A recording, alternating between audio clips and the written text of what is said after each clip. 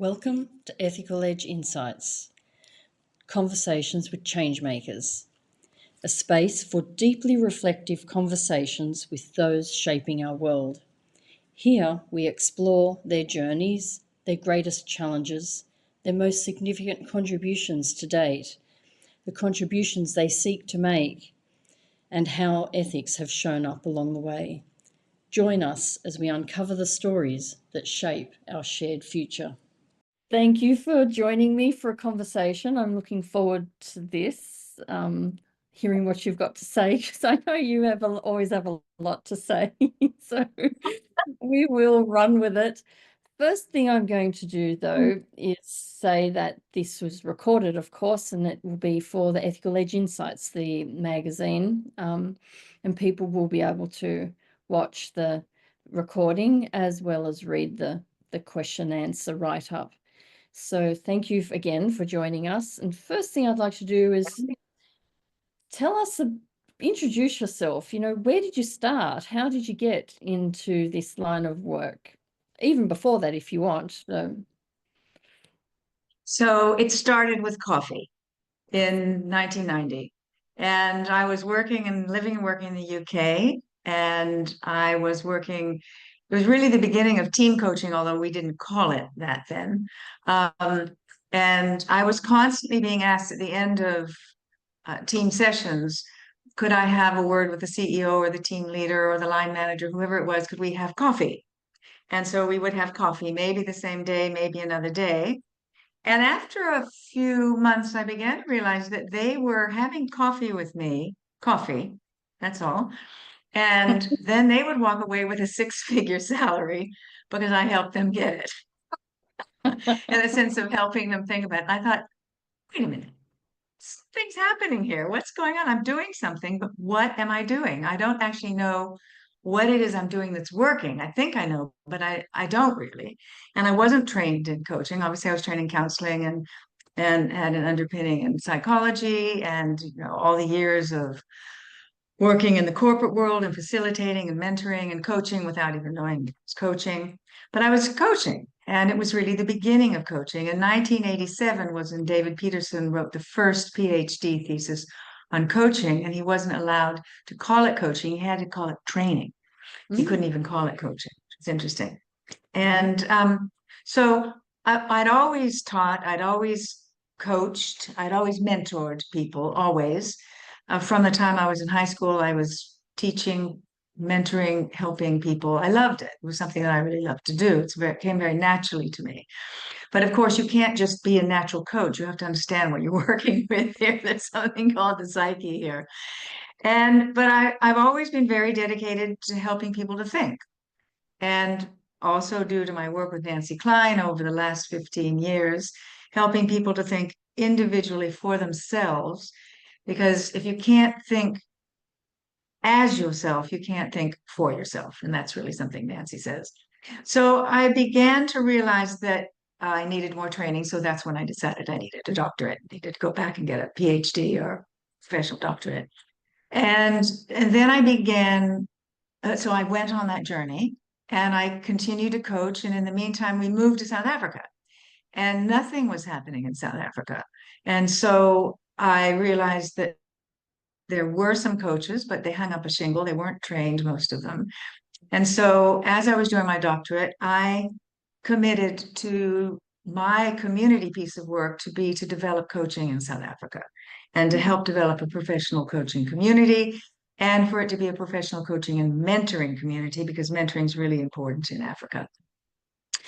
So I was kind of at the beginning of coaching in the UK and definitely in South Africa, and people were very ungenerous in those days. They didn't want to give away what they did. They didn't want to share. Sometimes it's like that a bit now. And that's the most important lesson to learn is you share everything because that's how we grow the discipline. That's how we grow the profession. That's how we help our clients. That's how we help ourselves and how we learn and how we grow. So in the 90s, it was undisciplined, unacademic, not well developed. There were no professional qualifications. And gradually that began to come in the States, in the UK, in the Netherlands, in Canada. It was gradually coming across that decade. And as we went into the beginning of the 2000s, I started my PhD in 2002. And that I went on a very long journey. And I did research into my own work that I did in organizations and how I was working. It was very taxing and I had thousands and thousands and thousands of hours of coaching. But I began to work with the nuts and bolts of what I did know and what I didn't know and what I needed to know. And that was really important. And so then I began to understand that for others. And so we also worked with the master's students who were working with us in South Africa. It was very uncoordinated in South Africa. So gradually, I mean, I didn't even think about it. When I think about it now, it was kind of scary, really. I traveled all over the country, gathering people who were interested in coaching, asking them if they'd like to help to create a professional body for coaches and mentors in South Africa, and how could we go about it. And gradually we had about 60 people, and we had focus groups, workshops for several years, for 4 years. 4 years. It actually took 4 to 6 years it took 6 years really to form Comensa. And in the meantime, as we finished our professional research work and teaching, myself and all my colleagues, we started developing coaching certificates, masters, doctoral programs began to come online. And we weren't the only ones. It was kind of happening in the country, but we were very much at the core of what was going on and really encouraging other people to do that.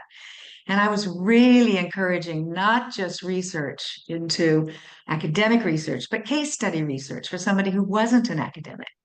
So it was very uncoordinated. When I got to South Africa, I was uncoordinated. I mean, I was moved to a new country, turns you upside down and spins you in pieces when you move to another country. And, you're trying to set up your business, you're trying to figure out what you're going to do. But I think the thing I'm most proud of and what inspired me, one was the people who were willing to take part. That was inspirational to me. And that people were willing to work with me and people were willing to come and lead as well. I didn't want to be the sole leader. I wanted other people to lead. This needed to be a partnership, and it really, really, really was. And in 2006, I was the founding president. I brought over David Lane, and we brought over somebody else. We brought over David Lane. David Lane was wonderful to me. He really mentored me and helped me. So did Lise Lewis of the EMCC, Wendy Johnson of the WABC. I really had, and I was involved with the ICF Research Committee at the time. So I really was involved, was trying to make sure we were part of the global community because South Africa was so disunited from the rest of the world. So I think that, and so what inspired me to pursue my path was that I started out as a coach and a teacher as an undergraduate. I became a counselor and then a mentor at university. In the business world, I immediately stepped into developing management programs for the teams that I was head of and getting involved in leadership development, management development. They didn't call it leadership then. So you did that from a therapeutic psychology rather than organizational psych, but still went into the corporate world with training, etc., development. Yeah. Interesting. Yeah. It's hard to do nowadays, I think, this kind of step. And I think that the transition was because I didn't want to be a psychologist or a counselor, but I studied counseling psychology. But I went into business. So then I studied politics and economics and business later when I finished my undergraduate work and my master's program. Because I was quite undecided, but I knew I didn't want to be a teacher. I didn't want to be a professor at the time. And I didn't want to be a clinical or counseling psychologist. That wasn't what I wanted. I wanted to help people to be who they were and be the best they could be. But it didn't kind of exist to express that in those days. So it's been a long journey. So my journey in the corporate world was to get some knocks and to get some experience with systems work and also to step into leadership in a big way, which I did in the corporate world. In the UK, kind of started in the US when I was younger, but really in the UK and working in Europe as well, until I went on to do my doctoral work. It's an So interesting shift the other because thing that I'm really proud of, and I'm sorry, I'm probably answering a question you're going to ask anyway, is that with Comensa, Coaches and Mentors of South Africa, we were actually one of the first supervision programs for coaches. mhm. We were the one ethical codes for coaching bodies. We and then we got a bit tied up because there was a bit of agrimony, if you like, about should we be developing curriculum and that kind of stuff. So then that went down another road, and now Comensa works with that too, with the professional HR body in South Africa. Yeah, I think it's a bit political as well, the what's happening with Commensa and the training component of coaching. What's Yeah, interesting when you say about back in the late 90s that coaching didn't have the language around what it was doing, but you knew you didn't want to be a coaching a counseling psychologist, and it just had me very quickly reflect on when I was studying, and that was in the right, early 2000s. And um, and I went, well, I ended up becoming a registered counseling psychologist. And I go, well, why did I yeah, do that? And it was because I wanted the registration. I didn't right, necessarily want to be a counseling psychologist at all, but yeah, I wanted the registration. I didn't want to do all the work and not have something at the other end of it. yeah, Because, of course, coaching psychology wasn't accredited back then. And, well, yeah, it still isn't, except for the yeah. BPS, I guess. So it's an Yeah. interesting journey. It's taking a long time for it to really come in Yes, its own, in its fullest sense of its own, I think, for it coaching. has. Yeah. And I think the world bodies, the professional bodies, have started working together a bit more. And Mhm, now, of course, it's very global. mhm. And it's going to go in particular, it's going in different directions in different countries, but it's pretty much um, on track. And professionalism is another question we could maybe talk about, but it's a discipline, it's not a profession, it's not legislated. Yeah, or a field of practice or domain of Yeah. practice or something. In industry, some people say there's lots of words that we use for Yes. coaching, not really knowing Yeah. what. In some places, regulation is starting to come into place, or at least in Mhm. process. Some stuff happening, rumblings happening in South Mm. America and a couple of the states, a couple of areas of the Mm. United States as well. So we don't know what's going to happen really from We coaching. do. We do. So you've Mm. spoken in your introduction a lot about some of your legacy, I think, but we'll get to that question again because there might be something new for you to discover. But I'd like to know that what do you consider is your most important contribution, something that really tickles you that no one would necessarily know about? Well, if I think of what the ordinary contribution, let me think about this because I'm not even quite sure I have an answer to that question exactly. But when I thought about this question, I thought about what are my most important contributions, or of course, um, all my scholarly contributions and my practical practice teaching contributions to coaching. The mentoring and training of coaches, the setting up of Comensa, working in the corporate world and the institutional world with leaders. I think one thing that stands out is my work with women leaders in the UK, in South Africa, most definitely. And it's something I want to do here in Mauritius as well. Um, all my books are used in master's programs and doctoral programs. So for me, that's one very big, important contribution. That to me is critically important. I mean, I've spent years writing up um, my work, my experience in coaching with my teaching, etc. And I knew I needed to do it pretty quickly because I didn't know what I was going to move on into doing. So as I worked on things, I wrote it up. And doing the doctorate was the best thing because out of doing the doctorate came a lot of new ideas. So I think a second thing is creating a path forwards with other professional coaches. I feel like I've been a leader in the coaching field.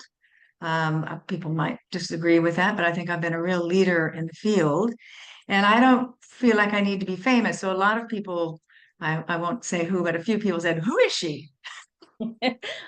It's true. Why I've should had we have that her at our conference?" exactly. I've had that question come to me as well. So who is she? And I'm going, well, not everyone actually puts themselves out there in a big public way, and they've done some great stuff. Exactly.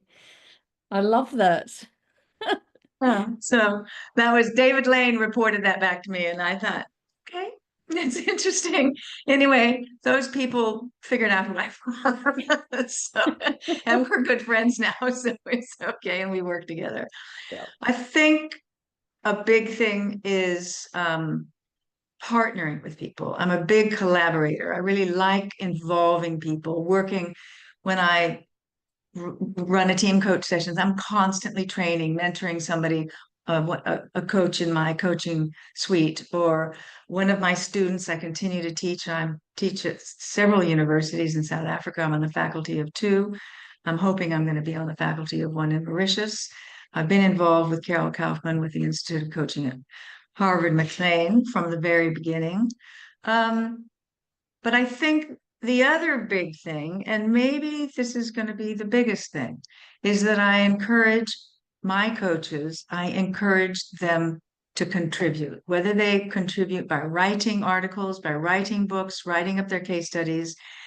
And I'm really, really proud of, of Dumi, who has just, we've published his book together, and it needed to be his book, not my book. And I really did sit on him hard to do it. And I'm really proud of it. I'm really proud he's done. And that's what I want. I want the other coaches to find their way, whether it's in coaching or writing or research or whatever, but to find their passion and what can they contribute, because everyone has a gift for something. So it's how do we call on that so they can contribute to the field? So I think my ability to collaborate and partner and work with people, some people call it networking. It's not networking. It's engagement. It's building relationships with the buyers of coaching, with the educational institutions, with the professional bodies, with the those who are writing books and scholarly articles around the globe, and working with them and bringing them in. And one of the things that I'm really happy about is I really try hard to have one or two of my coaches that are training as coaches write a chapter in my books. So I often have chapters in my books from my students who have worked with me on a particular project, and then they write it up. So I think that's a lot of things. If you want to know what the main thing is, probably the main thing started with the founding of Comensa. And Mhm. that opened the door to everything else. Mhm. Well, I hope your name is on their website somewhere as in acknowledgement of all that work. I would like to think it is, even if you're not It is. good. I'm sure it is. I'm not worried about if it is, and I haven't checked. Oh And some yeah. people in Comensa don't know it's me until I speak, once a year at an event, and then that's who you are. Brilliant. And I think you asked a question in I actually made a little note. I don't know if I've kept it, but a little note, because you asked a really interesting thing. You asked about the coaching conversation and about leadership.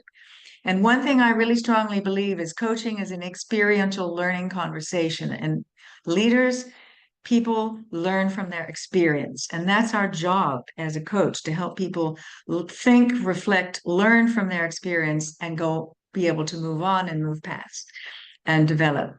And so we're helping them, yes, develop meaning and purpose in their life, in their jobs, in the work that they do. But with leaders, you're really helping them to understand, how do they make good decisions? How do they think? How do they get other people to think?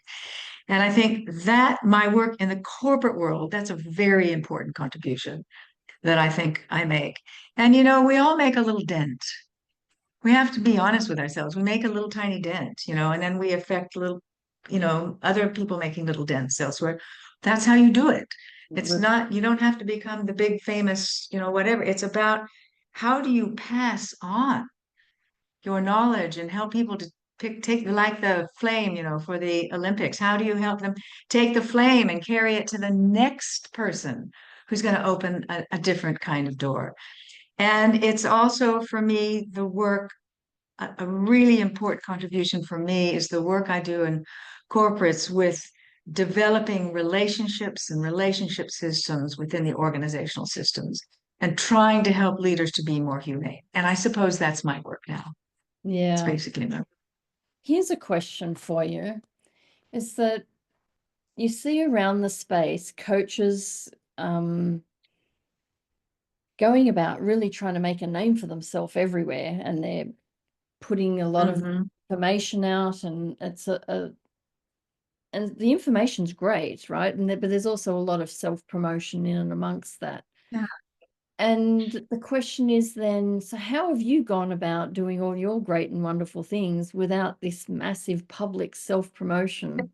What can the coaching profession learn from that experience of yours, of being in the space and helping to make change, but not having a huge public self-promotion strategy?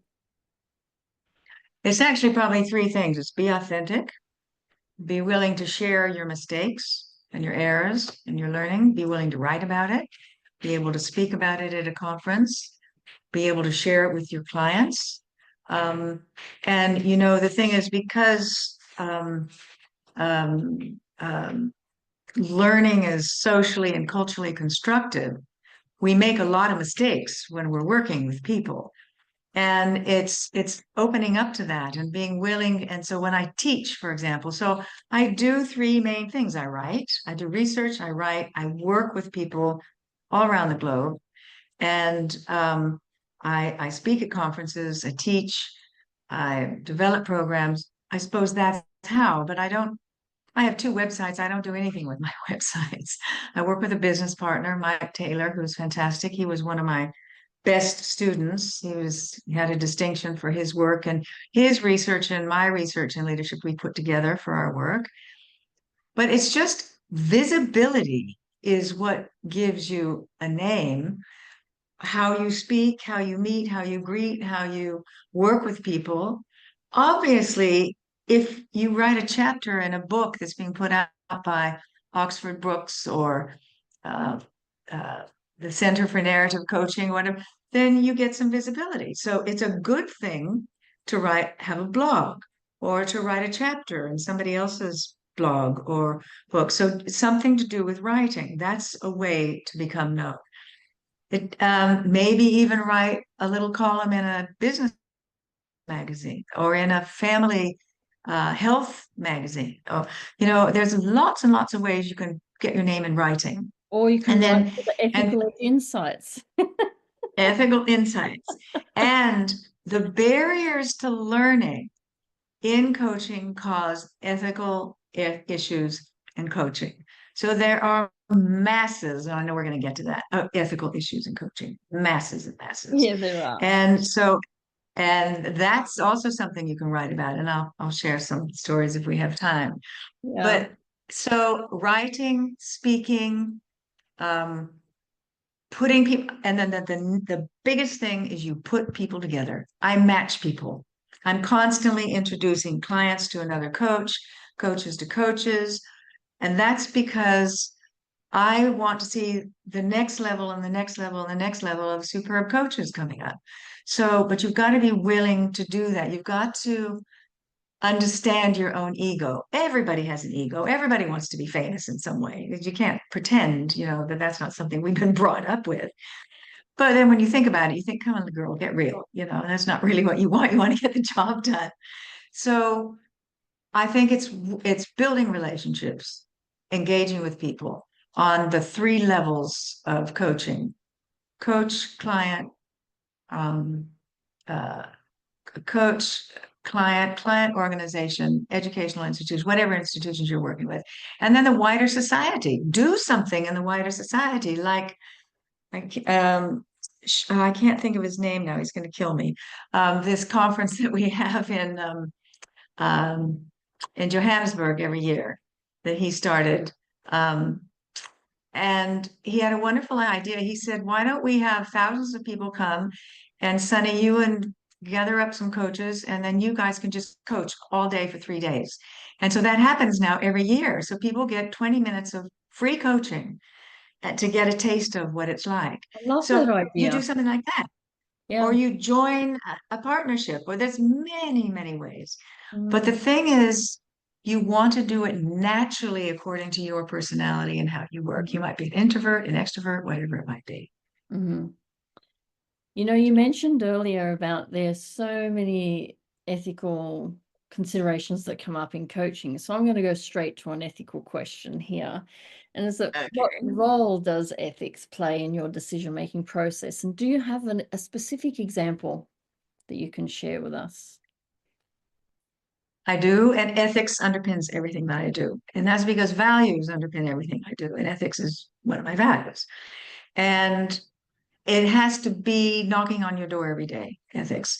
You have to really think about how you make decisions, how you talk to your clients. It's one of my main reasons for founding Comensa was there were no ethical guidelines in South Africa. And so a couple coaches were um, going to be delicensed because they were doing something they shouldn't do. Um, there need to be ethics in all our programs, our educational programs, etc. So, for example, there's lots of examples. When a client asks you, when you're individual client and you're working in an organization and they say to you, I want you to coach me out of this organization. How do you handle that? That happens all the time. That happens to all coaches.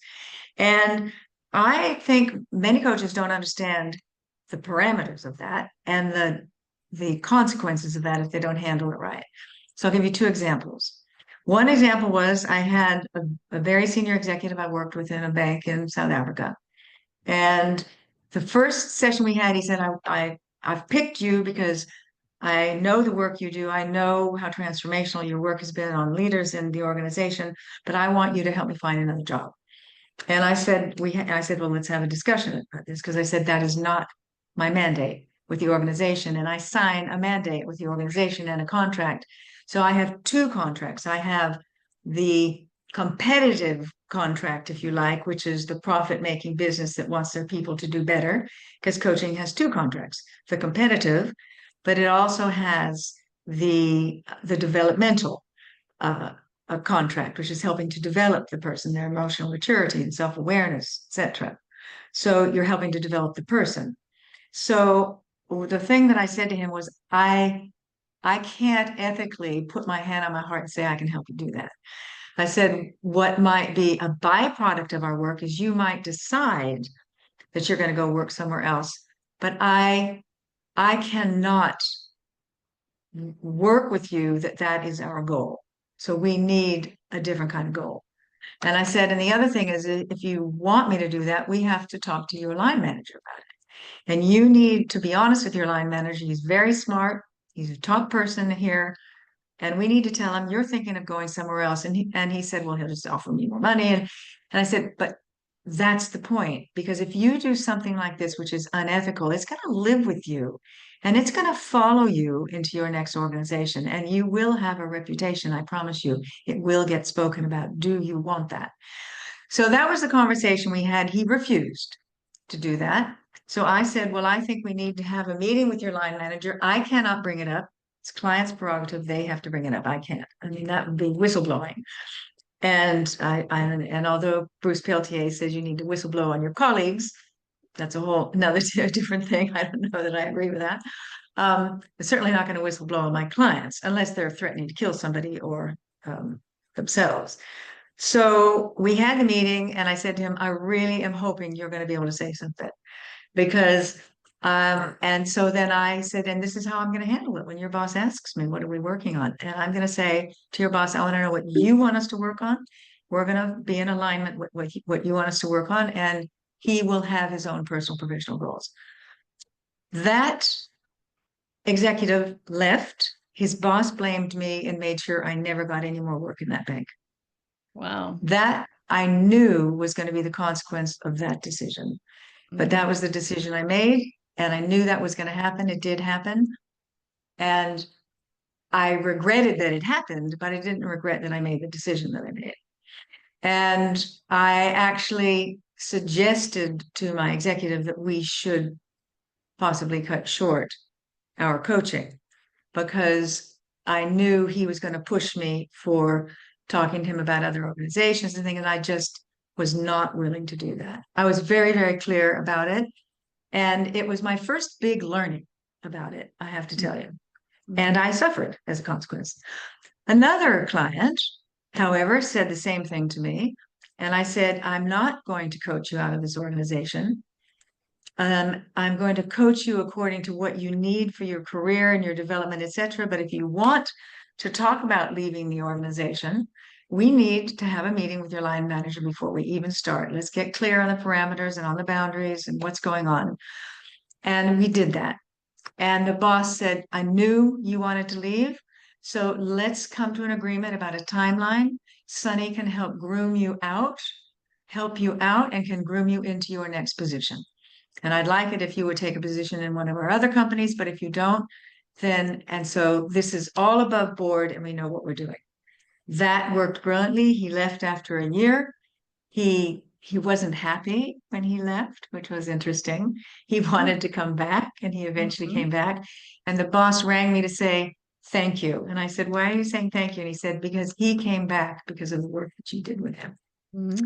So that was very heartwarming. I don't know that that's true, but he realized the development he was getting in that organization, and he wasn't getting any development where he went. So those are two kind of good examples. There's managing that in the corporate space, and it's also when you work in the corporate space and you're part of a panel of coaches, you are an ethical role model, and you need to be it. And other coaches will come to you and ask you for help on their ethical issues. You need to be able to help them. And not just in supervision, you also need to help them, but in teaching.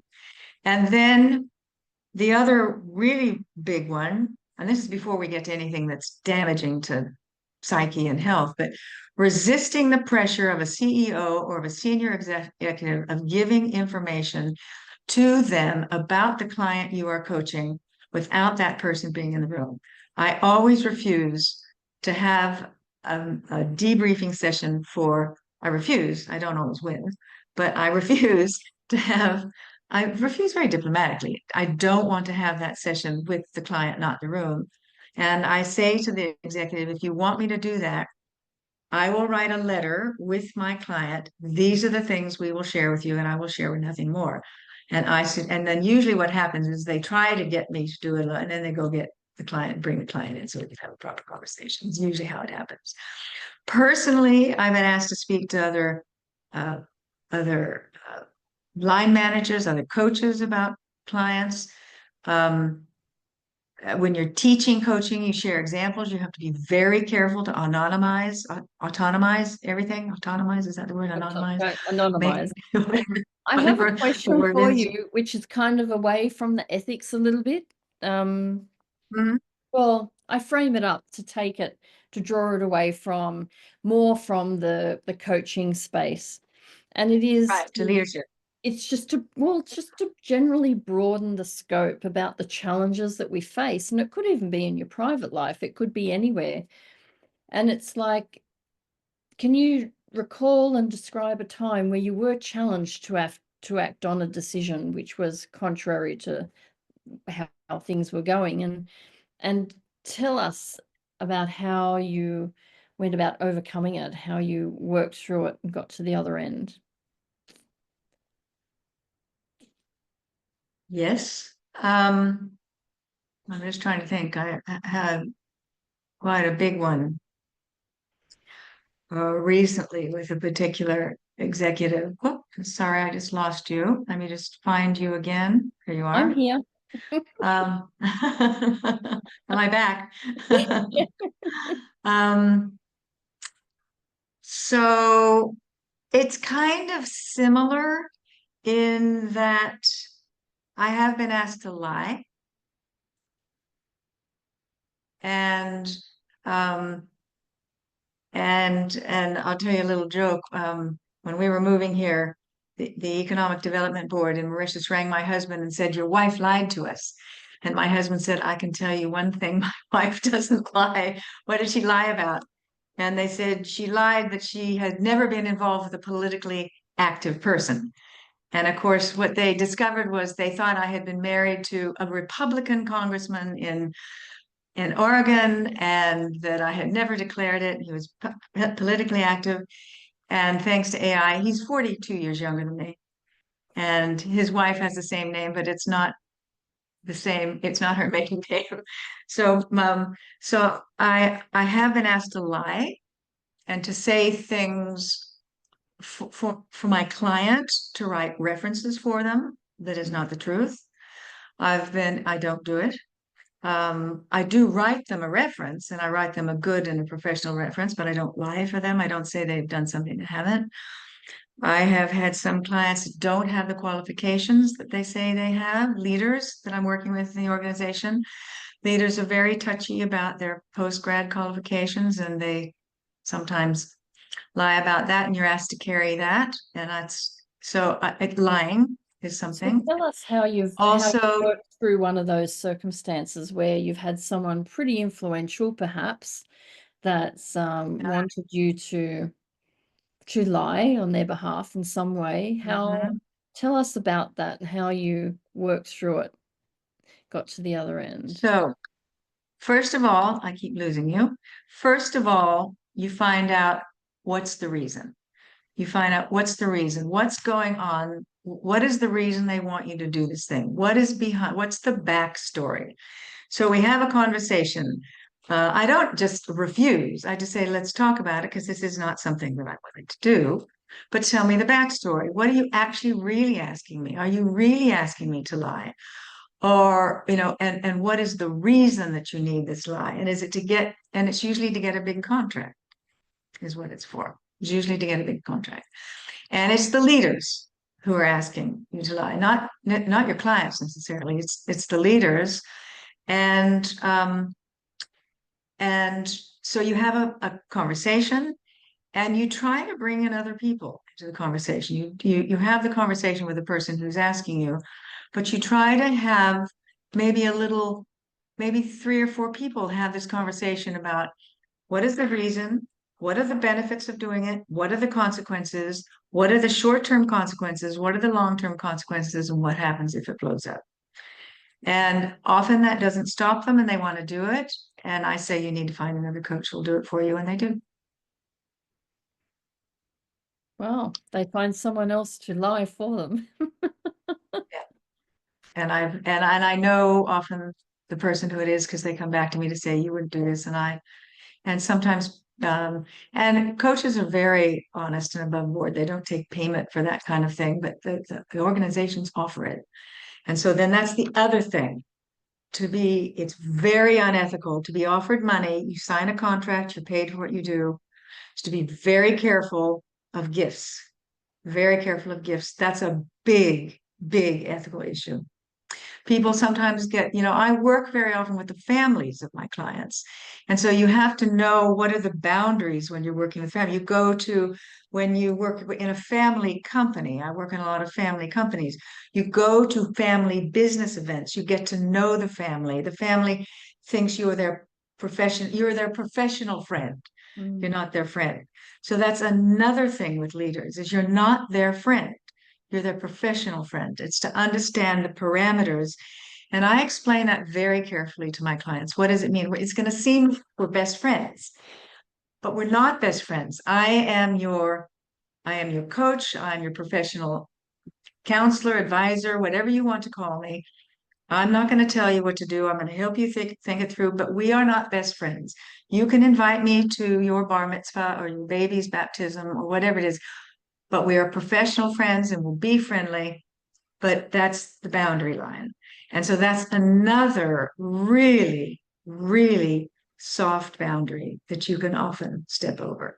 And Have you leaders are ever good had, at that because they're generous. They're have you ever had generous an to the people. experience where you have accidentally found yourself having stepped in beyond that boundary?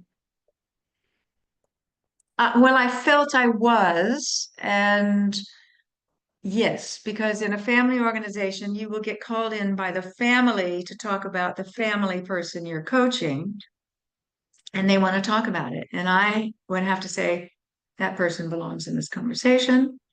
And and they ask direct questions. Should this person be the next chair? Should this person be the next CEO? What is your opinion? Give your reasons. What are your, and you have to be, that's another ethical issue. It Yeah, but isn't tell us a your, story about when you did step into it. I know you want to educate us about what to do, but I want to hear your story about when you did step into it, your story, and how you came out of it. I'm trying to think which story that was, but there was one recently. And I lost the client. Mm. Um, I lost the client because I was asked to step in. I was pushed very hard. It was all part of a whole leadership inquiry investigation into, who should be the next chair leader, et cetera, who should be the governing body, all that kind of thing, all the different boards, et cetera. And I was asked for an opinion, and I gave a different opinion than I would have given 5 years ago. 5 years ago, I would have said, yes, this person could, it was several people could do this, and they could be on a route to grow and develop, but at the moment, no. And I got canned. And I'd been in the organization a long time. So again, that's where you make an ethical decision yourself about, is, I don't know if that's the story you were thinking of, but Was you that, make an ethical decision yourself well, about what you can just do. putting ethics aside for a moment, I'm just wondering, is that the story where you you had set a boundary, but you'd stepped beyond the boundary, found yourself, Yes. actually, I'm in murky waters now. Whoops, Yes. gone Yeah, where I that's didn't that's want to another go. story. Yeah. I I I got in touch with the head of the organization. And because I was changing what I was going to do in the organization. And he had a misunderstanding of our conversation, but I said I did want to continue to work in the organization. And it was seen as if I was touting for more money. It was seen as if I was touting for more work, and I wasn't. I knew he was leaving, and also I'd worked very, very closely with him, his team, and I was actually really just saying goodbye. But then he started pushing me, what do you want to do? And, who do you want to work with? And what do you want to be paid? And, he was asking me those questions. And so I fell foul of being in that conversation, and he was trying to get me to give him specifics that I didn't want to give him because that wasn't the purpose of the conversation. And I realized I had made a terrible mistake. I should have let it be. Mhm. I should have let it be and just let happen whatever was going to happen. I went in with very good intentions, just to Mhm. say I don't want to, stop working with the organization, but um, and the organizations quite a few organizations within it were changing. And so, I'm not perfect. You You know know, what? I want I to make thank you. mistakes. I want to thank you for sharing that, because it's those stories that are really important for people to hear, because the reality is we are human and we do screw up. We make Yeah, mistakes and we need to yeah, find our way to recover from them. So it yeah, might be that you yeah, can recover for yeah. that particular circumstance, or that you have to just recover within yourself to go, wow, I slipped up. Now, how am I going to sleep tomorrow night, knowing that I did that? Yeah. This is important for us to wade through, I think. And I did not sleep for a long time. Hmm. You have to always understand the viewpoint of the organization. the viewpoint of your individual client, the viewpoint that you have as a coach, the viewpoint of your professional body. And you have to, before you, I mean, I make decisions very fast. That's probably my tragic flaw. And I made the decision to go see this person too fast. I should have thought about it for another week. And it's just, but when I'm asked to do something, I make the decision, I'll deal with this or I won't deal with this. Yeah.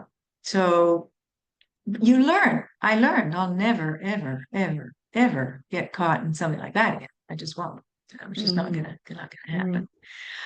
There's another thing that can happen with leaders is leaders want their way and they get angry.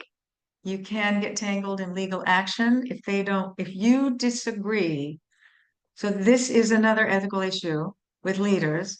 If you disagree, if you don't agree to do what they say you signed up to do, then you have another ethical issue. So I have a that's just question sort for of you another around that. institute. I have a question for you around that because I've been thinking for the last couple of years in particular, because about, we've got like the climate change coaching, we've got well-being coaching, we've got well, they're the two primary ones that come to mind. Yes. Well, we've even Yes. got, diversity inclusive coaching, the DEI stuff.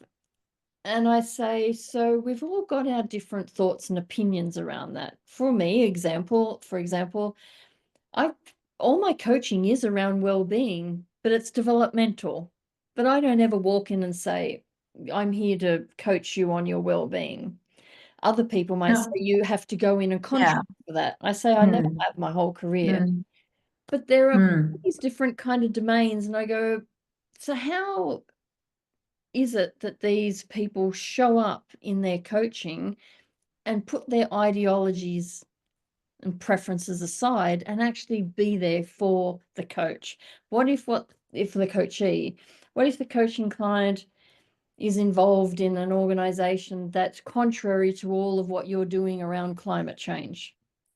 What if that leader is of a different viewpoint than you in relation to climate change, for example? I mean, where do you stand as a coach? What are the rights? How do you marry the two? Is it appropriate that you bring your views and positioning around climate change in the way of asking questions around it, especially if your client goes, well, I'm not here to answer questions like that. I don't see what that's got to do with what I'm wanting to be here for. You know what I mean? There's a real tension there, I think, in the coaching profession around these different kinds of domains that people are leaning into. You got any thoughts around that? It's a bit hot topic. I do. Anxious. So first of all, it's really important that you understand your underpinning values, what drives you. And it's not a good idea to work with a company that you are not in sync with their values. So I won't work for a tobacco company. My grandfather died of lung cancer from smoking. So it's just, I'm not blaming the tobacco companies. I'm blaming my grandfather for smoking cigarettes. But my values are very much that I would not want to take any kind of contract in a tobacco company, for example. Excuse me, tobacco companies, you have a right to exist. But you need to understand also the values driving your client. And your values do not have to be in alignment with your client, but your client needs to understand who you are in the sense of your job is not to change their point of view. If you're going to work with somebody who's has completely different values and they want you to challenge them and really be provocative, then it could work because that's your job anyway, to challenge. But it is not your job to ask questions to get them to change their mind. It is your job to get them to think more deeply about what they think and what they want to do. But it is not your job to change their mind. Your job is to help them think and figure it out and reflect and decide what they want to do about it. So you have to think very carefully and understand the values that drive. There are competitive and cooperative interests in the business world. Those are the two interests I was talking about before. Competitive, they've got to make money. Cooperative, they got to work with people. So you need to be very, very clear that you are not sitting in judgment on their view of climate change. Because if you are, you can't work with them. You have got to be able to maintain a neutral stance. I mean, something I learned from my husband, uh, Stout Rostron, who's a journalist and a writer that I've always admired in his writing as a political investigative journalist during the really bad old days in the UK with the IRA and with all the investigative work and then things he's done in South Africa and New York, is that he's never belonged to a political party. He's always just written the story. He's presented the story and helps you make up your minds no matter what. But he presents, he'll present a strong case, but he doesn't tell you what to think. And that's not your job either, to tell somebody what to think. So if you can't work, for example, if you asked me to coach Trump, I think I probably couldn't do it. I'd love to. But we're so fundamentally in another universe, it would be impossible. So that's just kind of a wild analogy. So, and there was something else I was going to say. So if you want to change your client, you're in the wrong job. That's for a start. If your values are completely misaligned with those of the organization, you shouldn't be working in that organization. There's got to be some kind of alignment somewhere. It might just be because they're really people orientated, but they're really people orientated, but and they develop their people. So that's a really strong value for you. So you work with that, but you don't like the business they're in.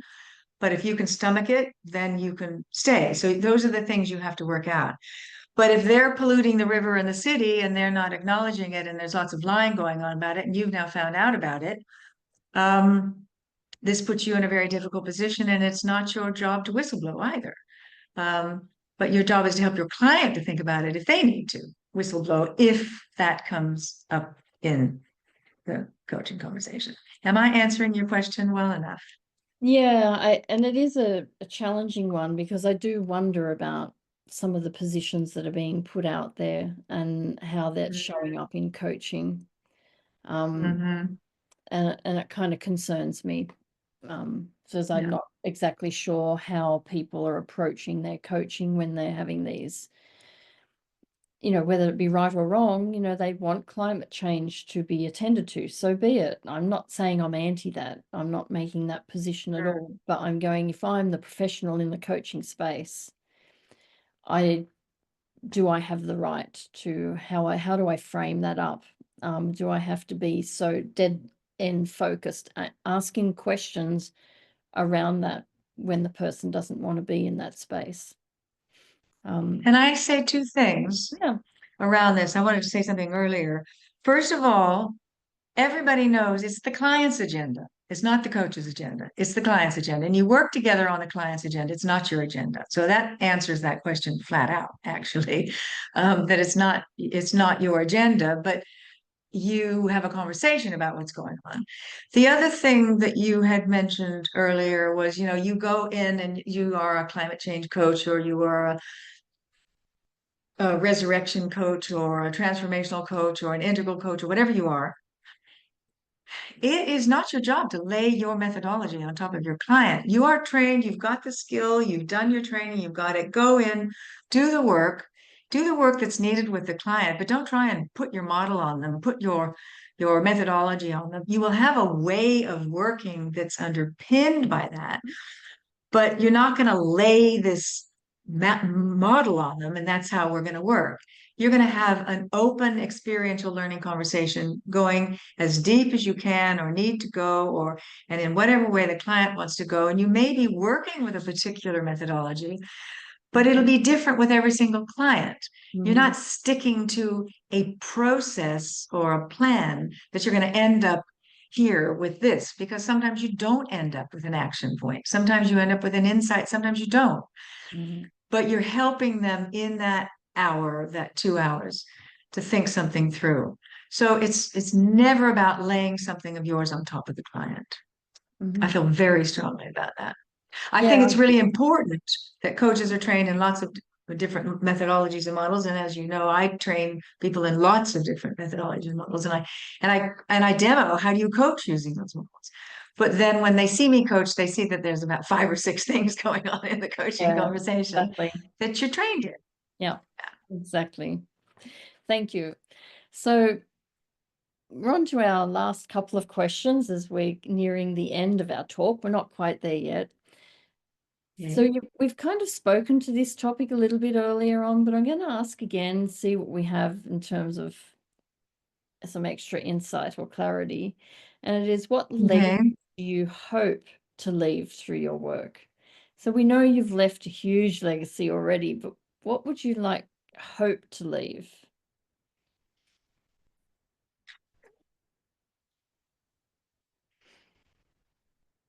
Um, honestly, I would like coaches to be generous, to mentor, to partner, to coach, to give away their material, to give away their ideas, to train others, to coach others, to innovate with others, to create the need for grounded research, to develop strong curriculums for coaching in partnership.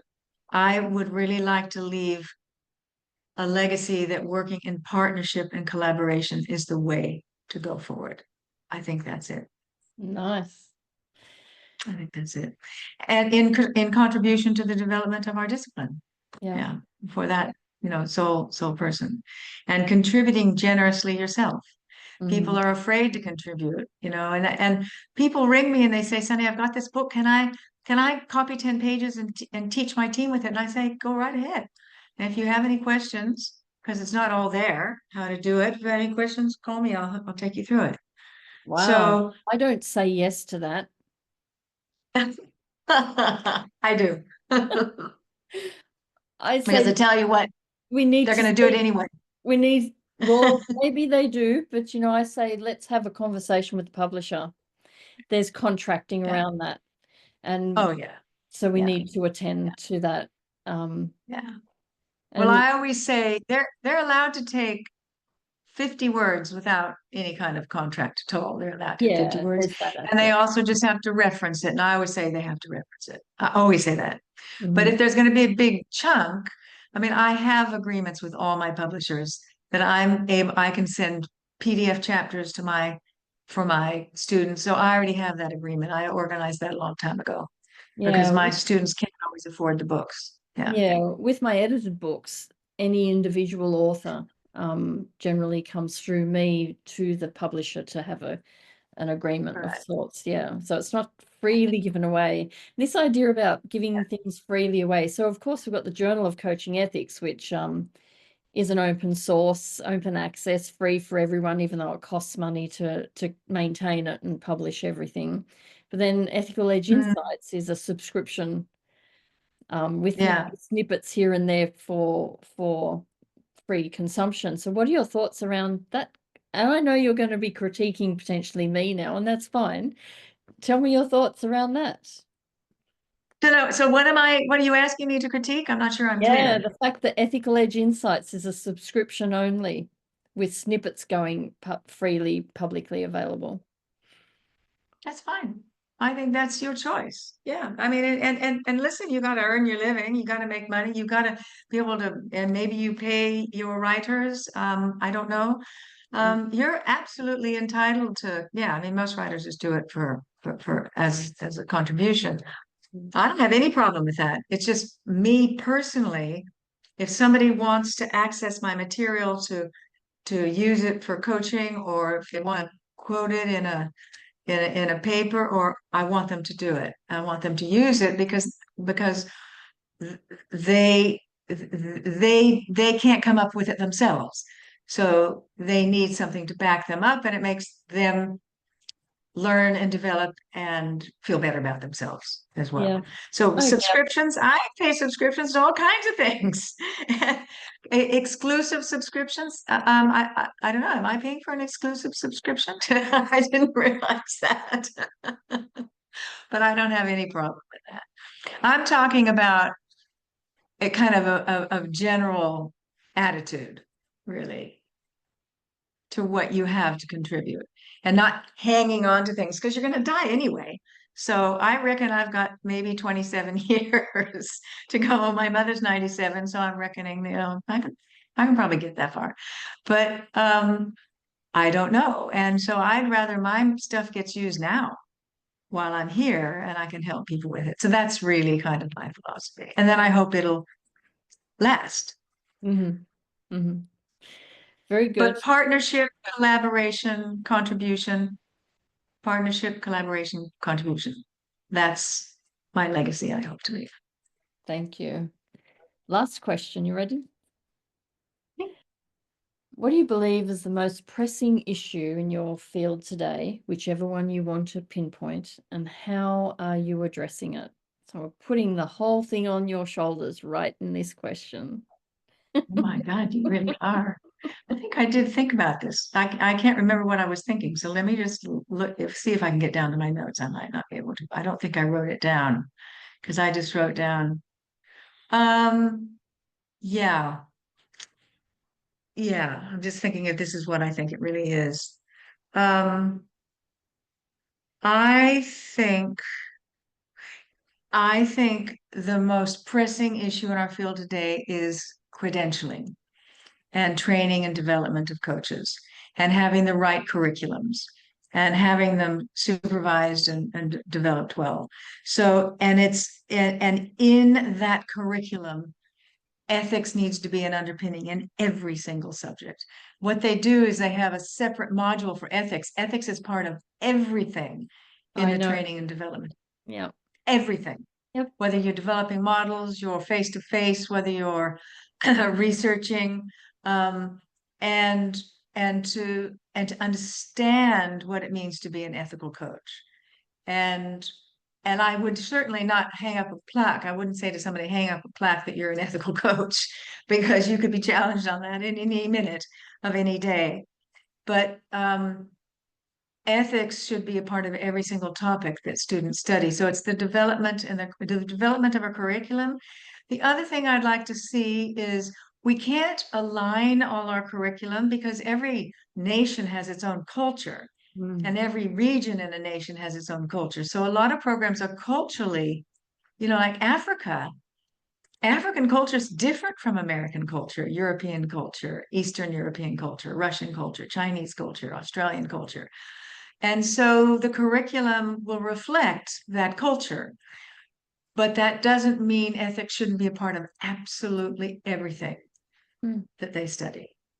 And so, and I think it's because people think ethics is they sign a contract saying they'll adhere to the rules of their professional body. That's not being an ethical coach. No, I agree. It's one part of it, right? But it's a small part, in fact. But I was very happy to see in the updated ICF Code of Ethics that they are now requiring coach training organizations to have ethics as part of their training to be accredited. And I'm like, yes, finally. So that's going to make I people will say up as well. Yeah. I think the professional body that's really good with this is the Worldwide Association of Business Coaches. That's I did and Wendy Johnson. Yeah. Yeah. And all the organizations focus on different things for the ethical concerns. I won't go through what those are now, but I think maybe we'll end up writing those into our book and our chapter. No, you've just gone to our project that we're kind of just started. There we go. Yes, everyone, we're putting a book together. It's taking us some time because I happen to have just moved country. You've moved country. So working on it. Whoops, did I let the cat out of the bag? So funny, I don't mind. I just think it's funny, that's all. All right. So you know what? We're at the end of our chat. How fabulous. I so enjoyed that. Thank you so much for joining us. And I look forward to getting the write-up ready and being able to share all of this with everyone. Thank you very much. Thanks, Wendy-Ann. That was really fun. I loved it.